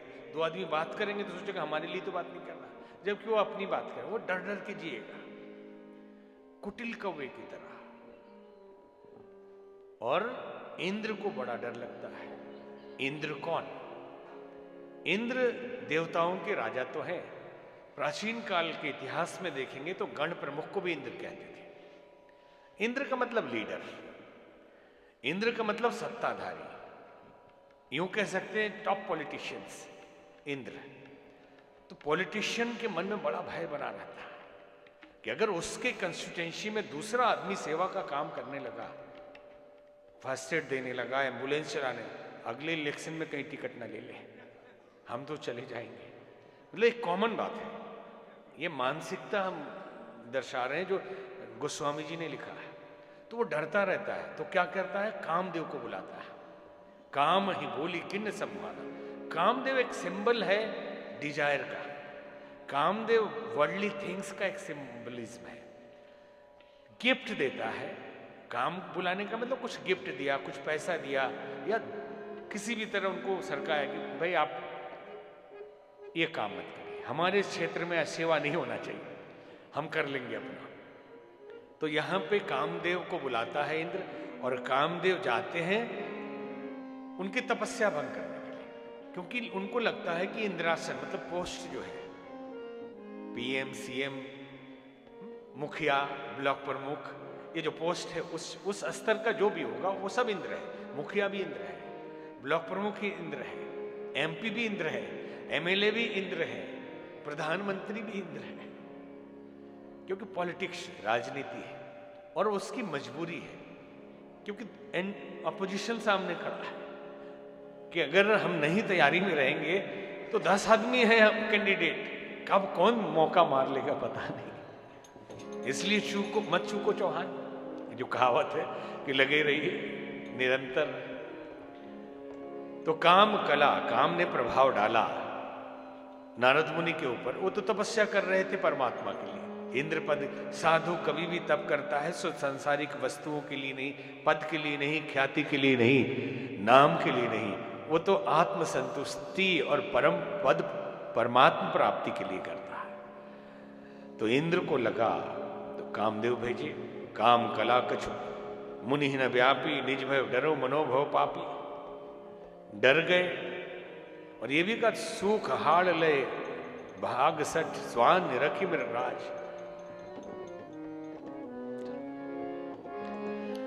सुख हाड़ ले भाग सठ स्वान रखी मृगराज। छीन ले जन जाति दिली सुरपति। सूखी हड्डी कुत्ता लेके भागता है, और वो किसी शेर को देखकर सोचे कि मेरी मुंह की हड्डी न छीन ले। शेर आएगा तो कुत्ते का ही शिकार कर लेगा, मुंह की हड्डी नहीं छीनेगा। उसी तरह तपस्वी कोई पद नहीं लेगा, वो पद देने वाला परमात्मा ही पालेगा। कामदेव ने प्रभाव दिखाया, लेकिन मुनि के ऊपर नहीं चढ़ा। तो उसने दूसरा उपाय सोचा कि इनको किसी तरह, ये बड़ी भारी साइकोलॉजी है, किसी को बस में करना है तो ये फार्मूला आप लोग लगाना। तब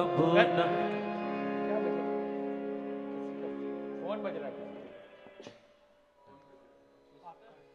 अच्छा, हमारा ही बजा दिया, फ्लाइट मोड कर देते हैं।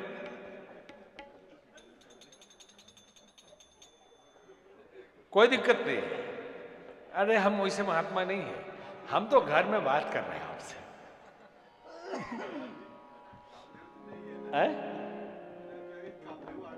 नहीं, कामदेव तो हमेशा रहते हैं। देखिए, कामदेव के बिना, कल बताया गया था कि रति के बिना जिंदगी नहीं चल सकती। रति का मतलब लगाव है, आकर्षण है, समर्पण है, भक्ति है, के बिना भी जिंदगी नहीं चल सकती।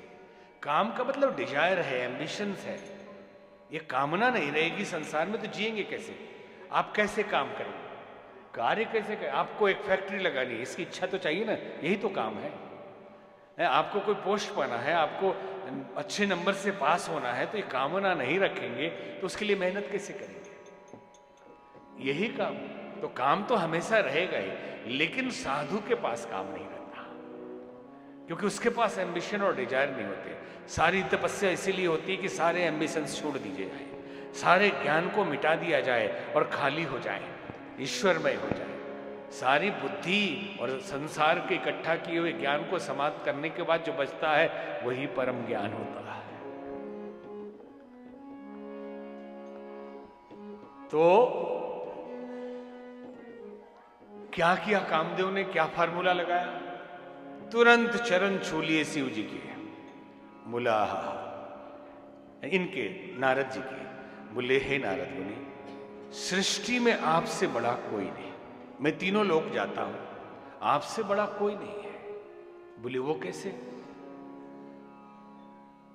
शिव जी ने तो कामदेव को भस्म किया था, आपने तो जीत लिया। मुझे आपने जीत लिया, मैं कामदेव, मैं हार गया आपके सामने।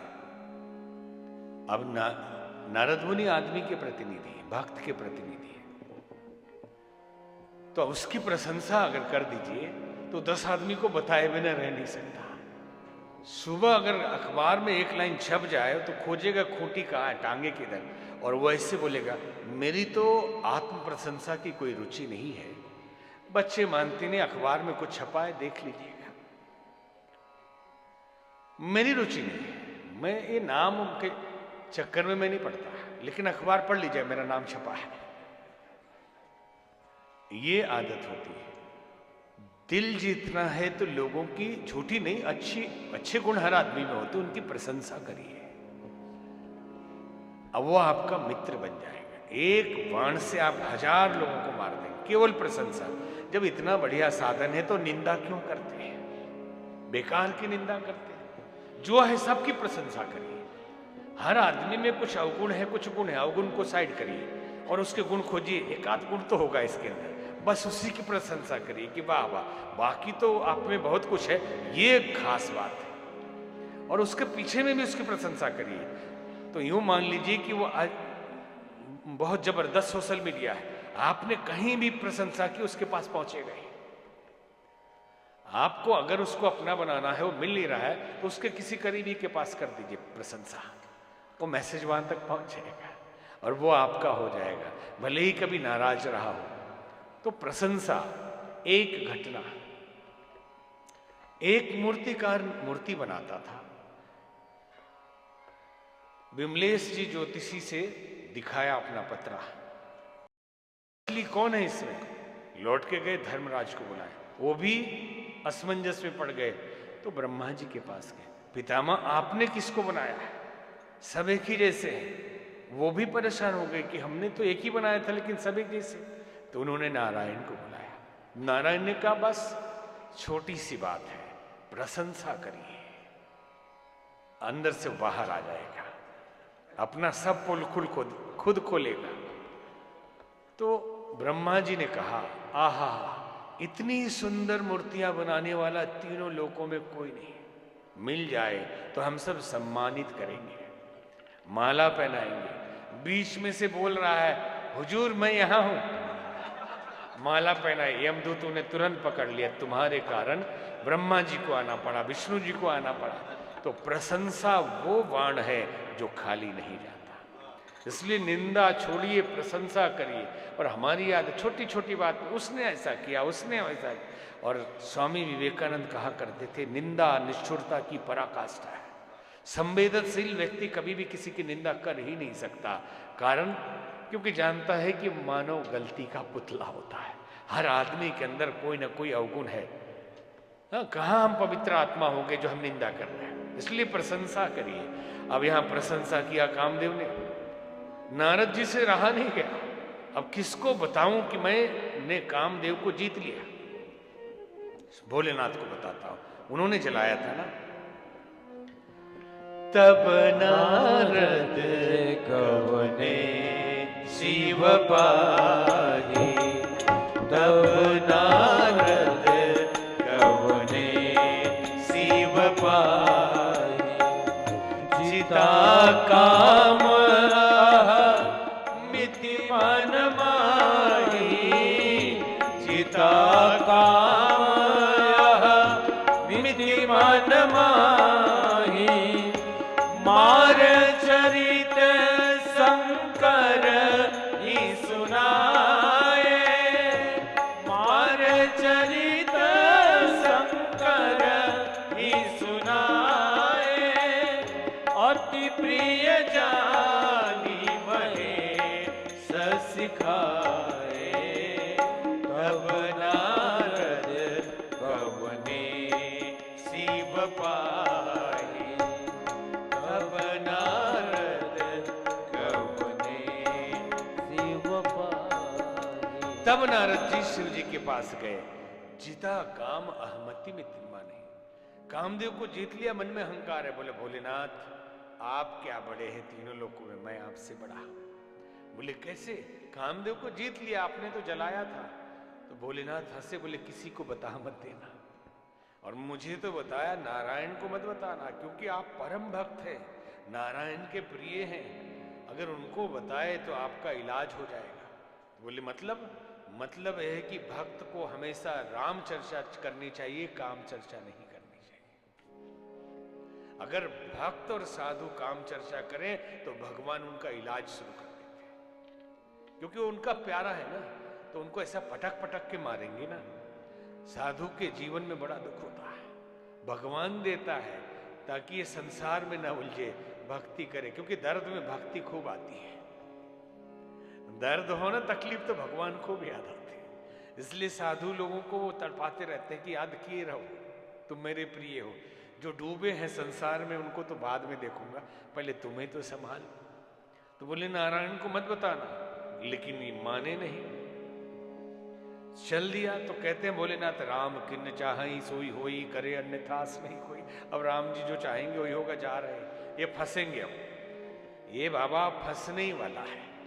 एक बार करतल बरवीना, गावत हरिगुण गान परवीना, क्षीर सिंधु गौने मुनिनाथा, जहां बस श्री निवास श्रुति माता। ना श्रीमन नारायण का गान करते हुए नारद मुनि वैकुंठ जा रहे हैं।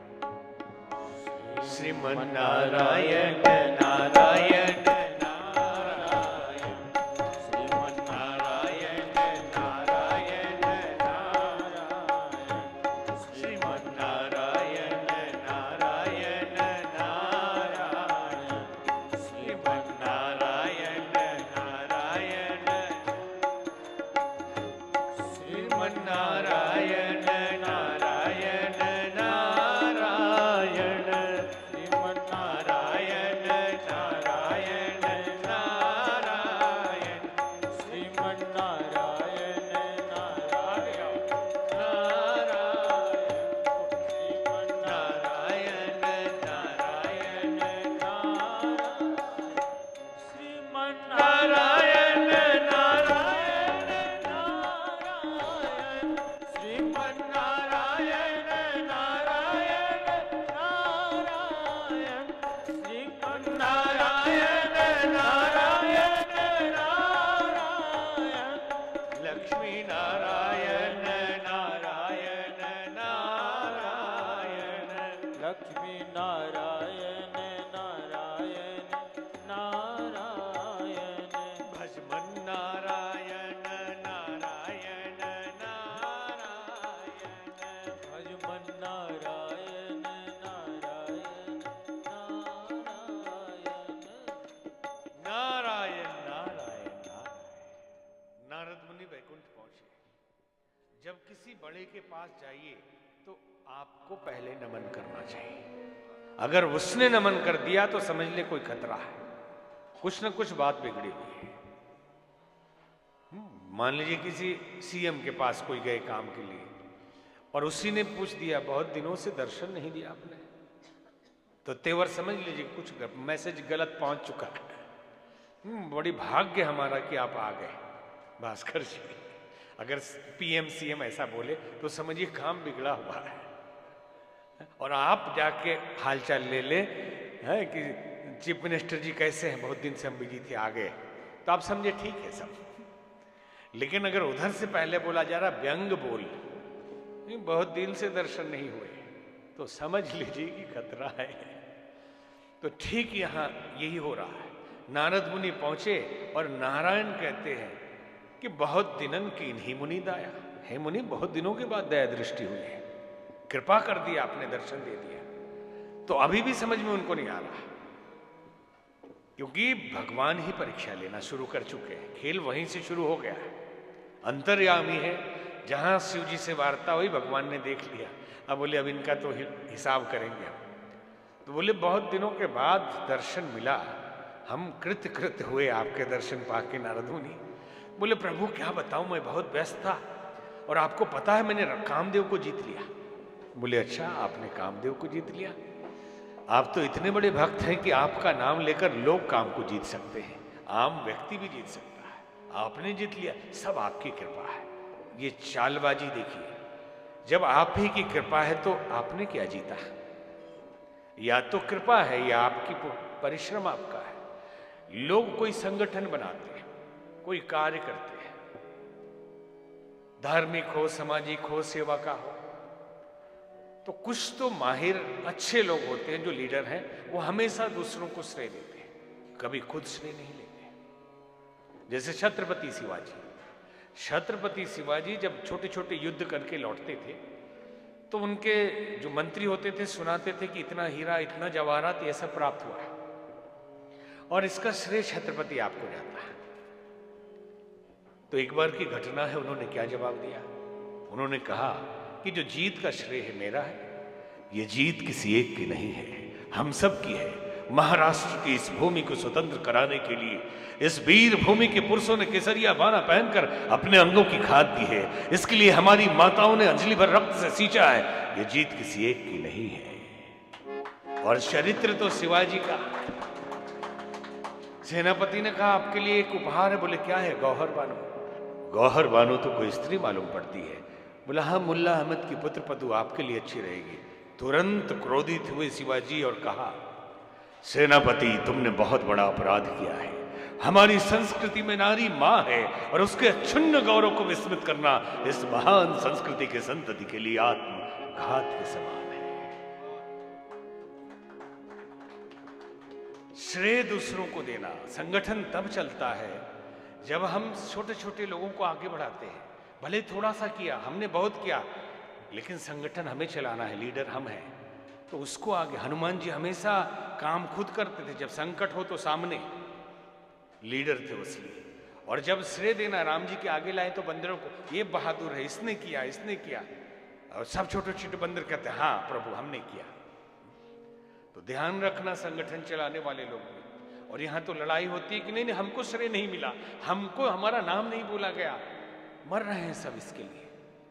और इस देश में ज्यादा बड़ा कठोर शब्द बोल रहे हैं, क्योंकि हम भी यहां संगठन चला रहे हैं वर्षों से, तो हम देखते हैं छोटा सा काम न किया हो, केवल खड़ा हो गया, हमारा तो नाम आया ही नहीं, परेशान हो जाएंगे। श्रेय दूसरे को दीजिए तो आप सर्वश्रेष्ठ हैं।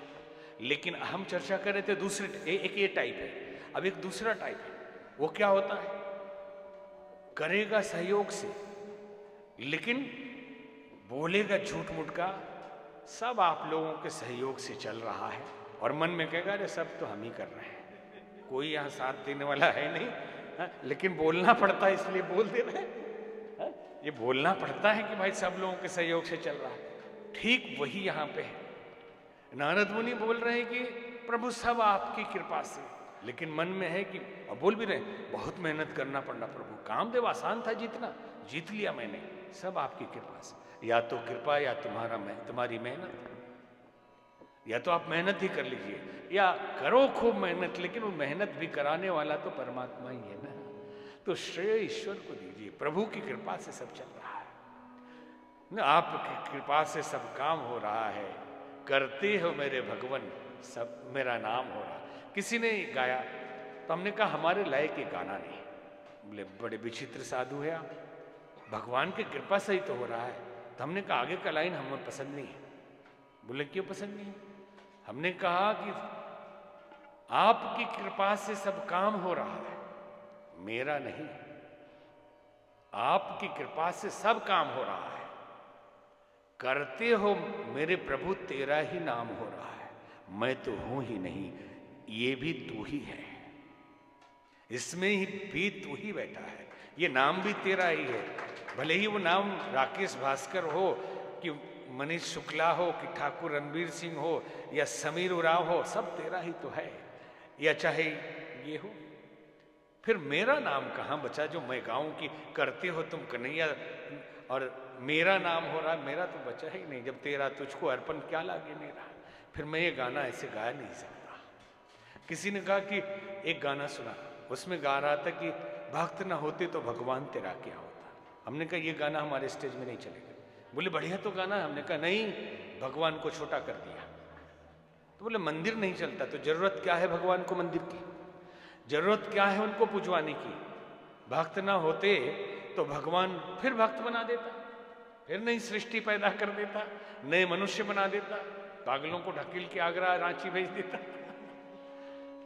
यहां भी पूछा भास्कर जी ने कि पागल खाना है या नहीं, तो बोले सब है। बोली राजा रामचंद्र भगवान की। तो नारद मुनि पहुंचे, अपनी प्रशंसा शुरू कर दी और बोले बिना नहीं रहे। शिव जी ने मना किया था, शिव जी ने मना किया था भोलेनाथ ने कि नारायण को बताना मत, बता दिया। अब इलाज शुरू हो गया। आदमी की आदत होती है, एक शादी में शादी तुरंत तय हो गई तो कोट सिलवाने का, सूट टाई सिलवाने का समय ही नहीं मिला। तो एक किसी की शादी हुई थी, वो बोला कि हमारा वाला पहन के जाओ, किसको पता चलेगा।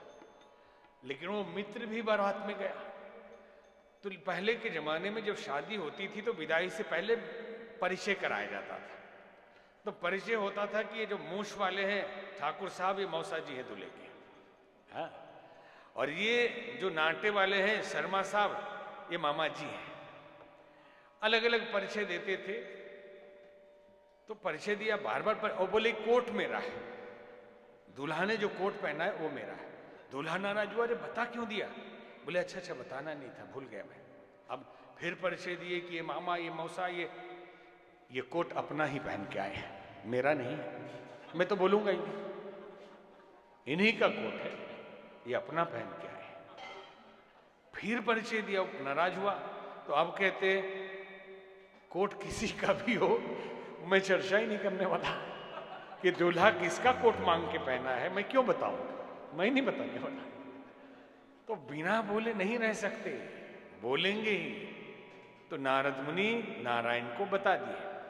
अब आगे क्या हुआ, जब लौट के चले तो मार्ग में उनकी परीक्षा शुरू।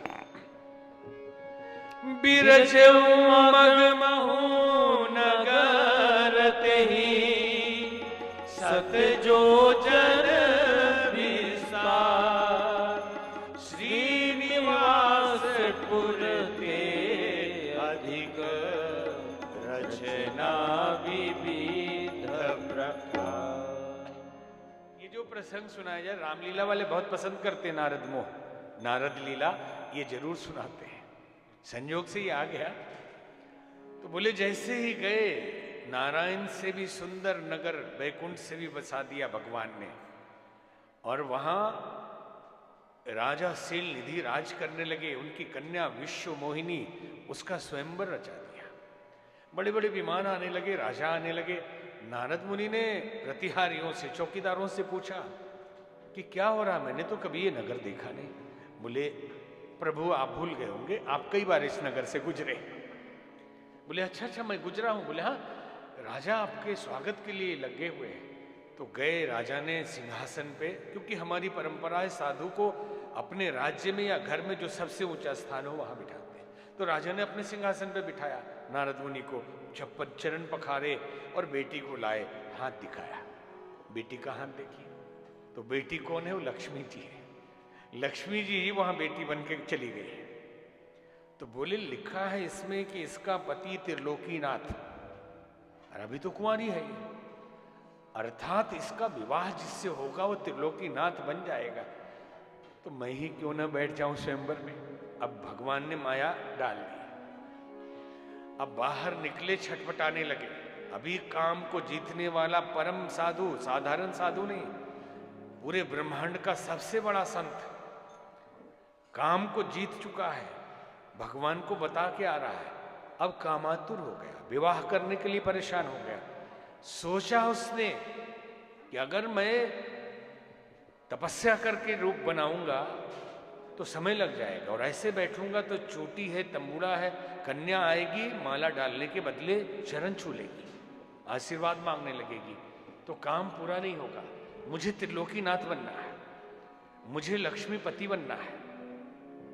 कभी भी लक्ष्मी के पुत्र बन के रहिए, लक्ष्मीपति मत बनिए। समस्या वहीं खड़ी हो रही है कि हम लक्ष्मीपति बनने की कोशिश कर रहे हैं। पुत्र बन जाओ तो माँ की तरह प्यार करेगी वही लक्ष्मी, और पति बनने की कोशिश करो तो पटक पटक के मारेगी, क्योंकि पति देवों की सेवा घर में खूब होती है, उन्हें पूरा इंतजाम होता है। और पति लोग भी बोलते हैं कि भाई घर भी जाना है, ख्याल रखिएगा, बता मत देना कि हमने ऐसा कहा। वो कहते हैं आपस में। आपके बस की खबर भी हमारे पास आ जाती है, घूमते हैं तो बोलते हैं कि भाई अभी शाम को मिलना भी है पत्नी से, वहां इंतजाम होगा। तो लक्ष्मीपति मत बनना। नारद जी भक्तों के मूल प्रतिनिधि हैं। भक्त के जीवन में ये संकट आते हैं, बड़े बड़े भक्त भक्ति पाते हैं, कई बार गिर जाते हैं, कई बार फंस जाते हैं, फिर भगवान उनको उठाता है, परीक्षा ले लेके पास कर करके आगे बढ़ाता है। कोई जरूरी नहीं कि राजमार्ग एकदम निकल गए, निकल के भी अब फंस सकते हैं, माया में फिर से आ सकते हैं, लेकिन प्रभु आपके पीछे हैं, इसलिए वो फंसने नहीं देंगे, पटकेंगे जरूर नारद मुनि की तरह। अब नारद मुनि प्रार्थना करते हैं कि आपन रूप देहु प्रभु मोही, अपना रूप ही दे दीजिए ना नारायण, वो आपसे सुंदर तो कोई है नहीं, तो आपन रूप देहु प्रभु मोही, और दूसरा उपाय नहीं इस कन्या को पाने का, और जल्दी करिए, करहु सुवेग दास में तोरा, मैं आपका दास हूं, जल्दी करिए। तो भगवान ने कहा तथास्तु, मैं दूंगा, रूप नहीं, आपका जिससे परम हित होगा वही कर दूंगा, आपका कल्याण करूंगा।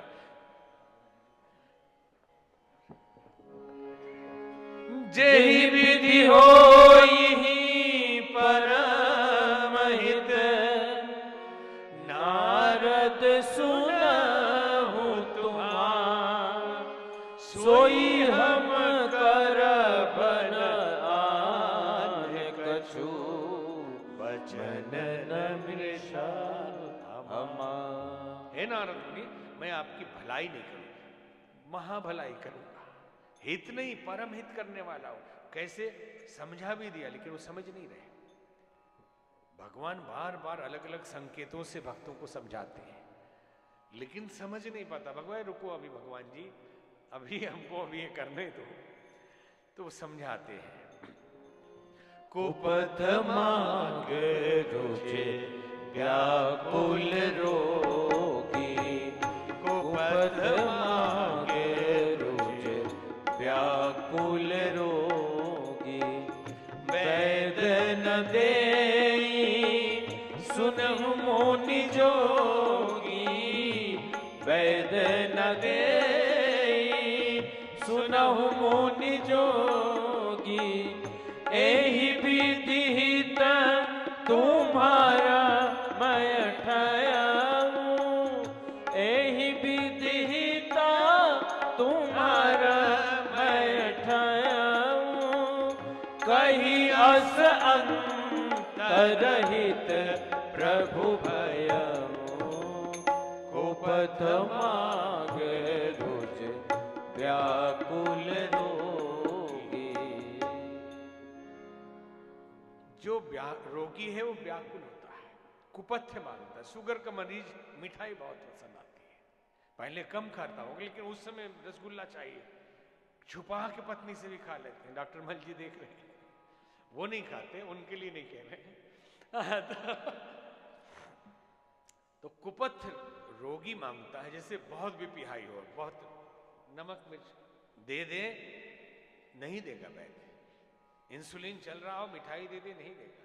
उसी तरह साधु संत अगर संसार के रोग से ग्रसित हो जाए तो भगवान संसार उनको नहीं देंगे, उसका संसार छीन लेंगे।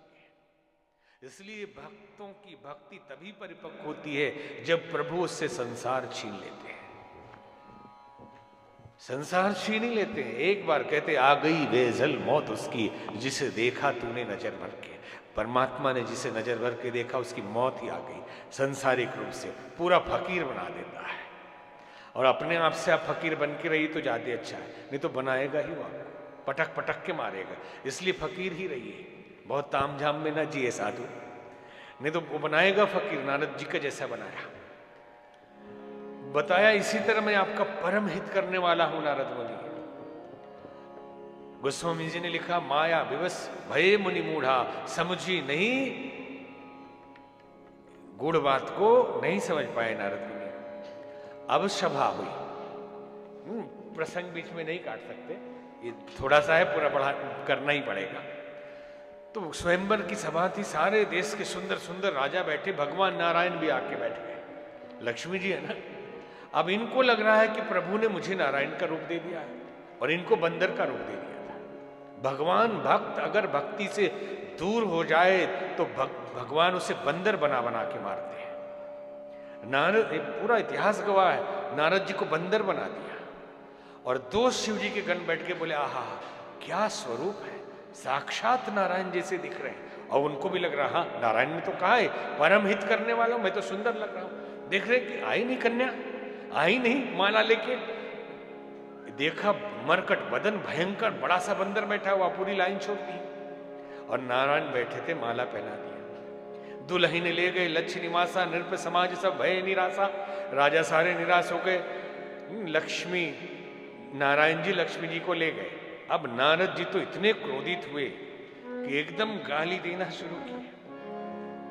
रास्ते में दोनों गण मिल गए। उन्होंने क्या कहा, जरा अपना चेहरा तो देख लेते आईने में, ये जल में देख लीजिए जरा, बंदर दिखते हैं। तो बोले उस समय क्यों नहीं बताया, मेरा अपमान। फिल्मी एक गाना है, मुखड़ा देख ले प्राणी। मुखड़ा देख ले प्राणी, जरा दर्पण में देख ले कितना पुण्य है, कितना पाप तेरे जीवन में। देख ले दर्पण में, मुखड़ा देख ले प्राणी। नारद जी को मुखड़ा दिखाया, बंदर का रूप। कभी भी किसी दूसरे को आईना मत दिखाइए। दर्पण इसलिए होता है कि रात को सोए, बाल बिखर गए, टिकली इधर हो गई, तो हम नहा के तैयार हुए तो जैसे थे वैसा दिखे, इसके लिए आईना है। दूसरे को सुबह सुबह दिखाए, देखो चेहरा कितना खराब लग रहा, कि मारेंगे लोग। निंदा किसी की दर्पण दिखाना है, मत करिए निंदा, नहीं तो श्राप लगेगा। इन दोनों गणों को नारद जी ने श्राप दे दिया। एक कारण ये है, यही दोनों गण रावण और कुंभकर्ण बने और यही शिशुपाल और कंस बने। एक कहानी ये है। अब यहां से आशीर्वाद दे दिया नारद जी ने कि चलो भाई। अब बीच में अभी आशीर्वाद नहीं दिया, अभी तो पता ही नहीं।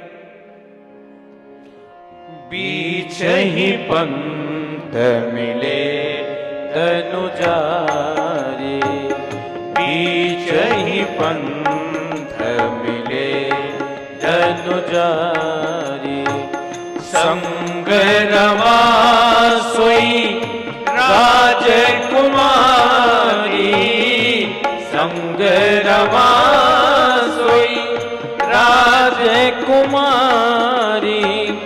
बोले मधुर बचन सुरसाई, बोले मधुर बचन सुरसाई।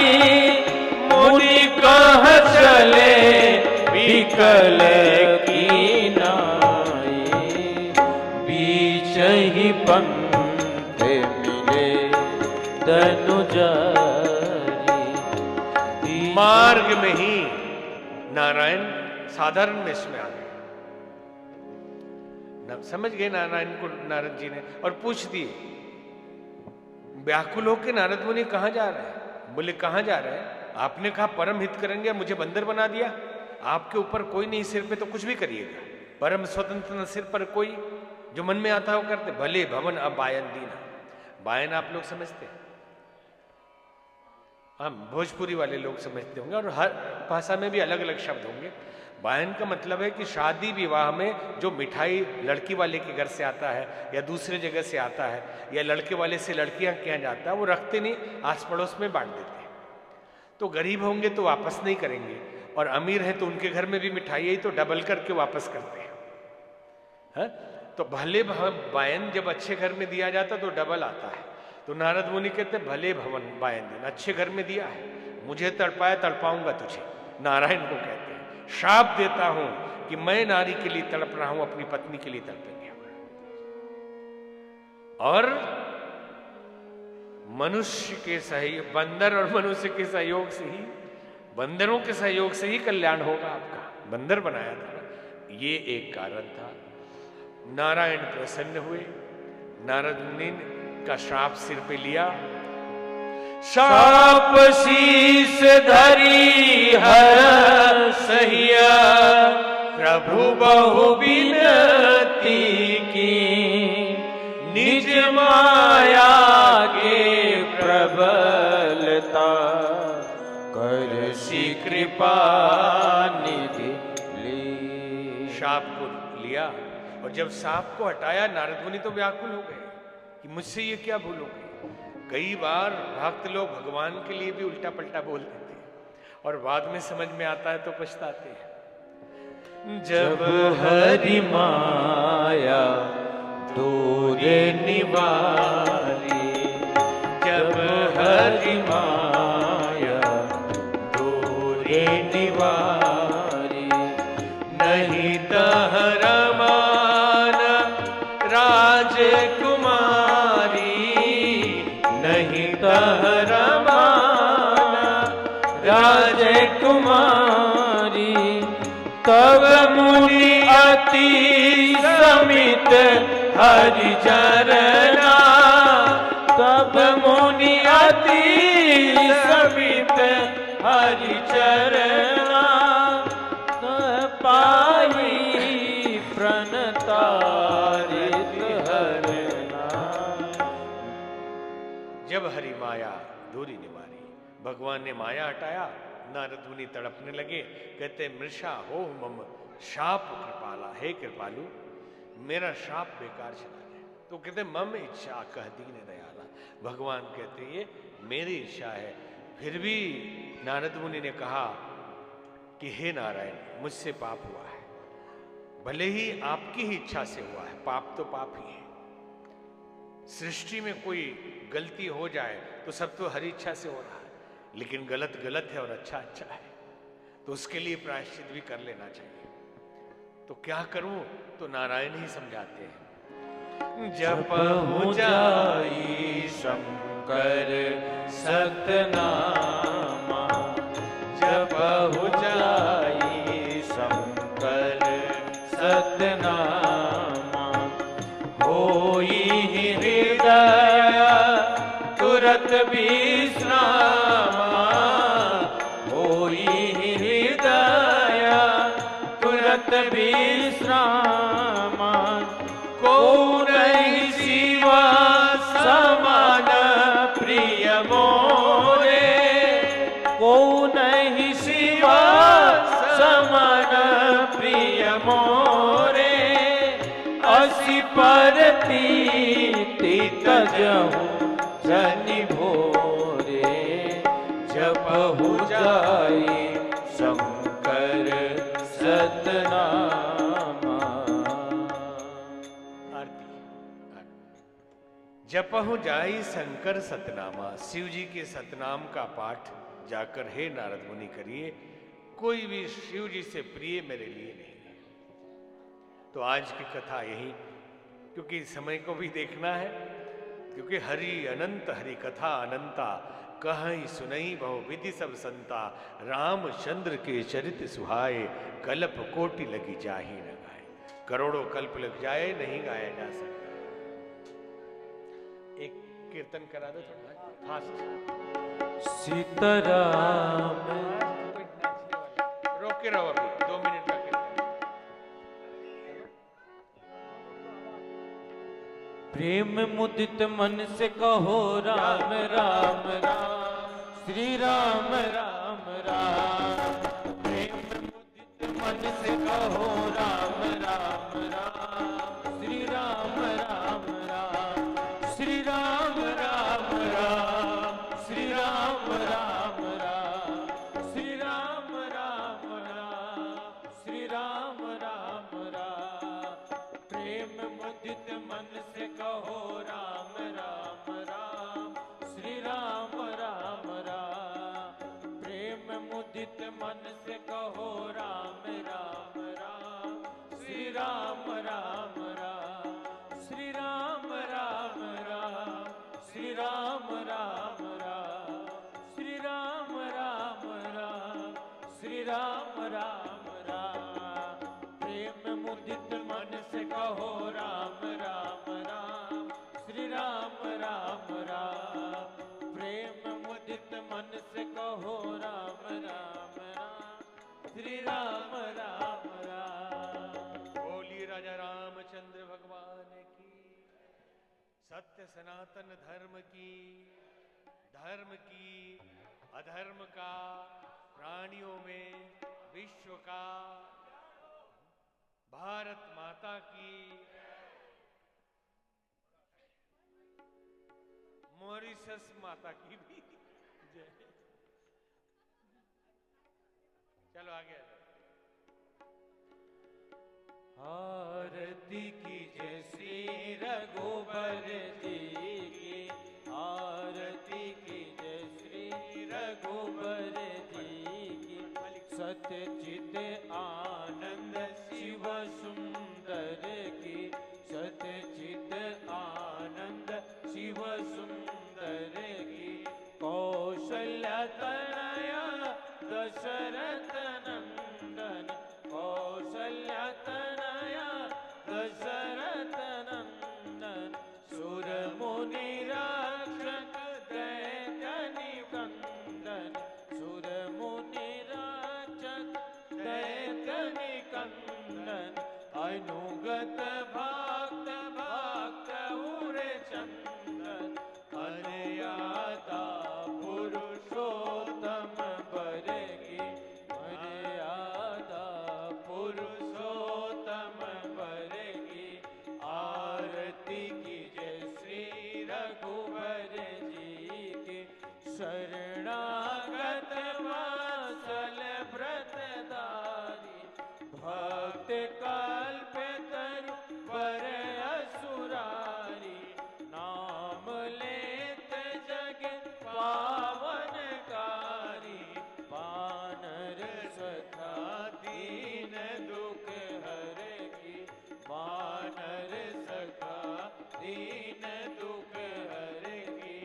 आरती की जय श्री रघुबर जी की, सतचित आनंद शिव सुंदर की। आरती की जय श्री रघुबर जी की। कर्पूर गौरम करुणावतारम, संसार सारम भुजगेन्द्रहारम। सदा वसन्तं हृदयारविन्द्रे, भवं भवामि सहितं नमामि।